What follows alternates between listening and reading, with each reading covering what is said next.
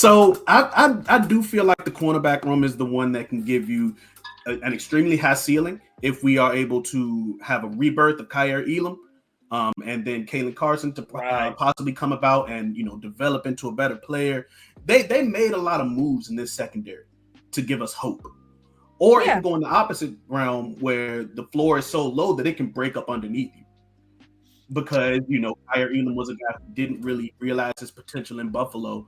And Kalen Carson is someone who had his bumps and bruises in his rookie year. And we're dealing with injuries from our star corner and our rookie. So you can go into two extremes, right?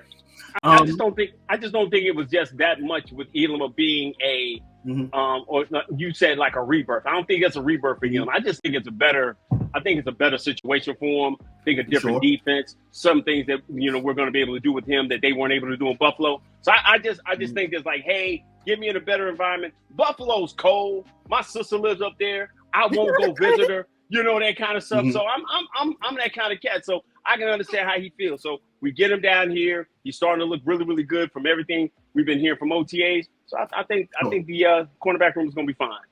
I think that with Elam, I use the term rebirth because his issues are going to be a lot more confidence based.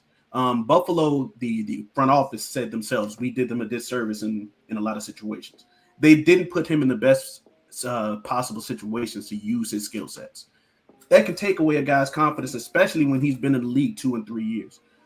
So he wasn't necessarily a guy who had like who was someone who got beat up early.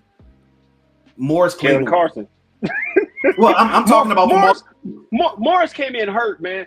First off, Morris didn't get any due service by the front office saying he's the next Deion Sanders, he's the next great cornerback. Yeah, that sucks, right? Chris. So you got sucked, that. Man. So then you turn around, he coming in hurt, right? And then he's playing across from my $50 million cornerback that everybody hated, that never missed a game, and Brandon Carr, who never missed a game and played really, really well. So it was always to the point, you're this guy from LSU, you should be as good as everyone else, Patrick Peterson, Tyrann Mathieu, you should be as good as those guys, and you're not, and it never worked out. Forgive me for my other daughter up here barking like you don't know nothing about. Nah, it's okay. Apparently, the animals is announcing themselves. Yeah, that's it. So I think it's gonna be fine for Elam. I think Elam is gonna be fine.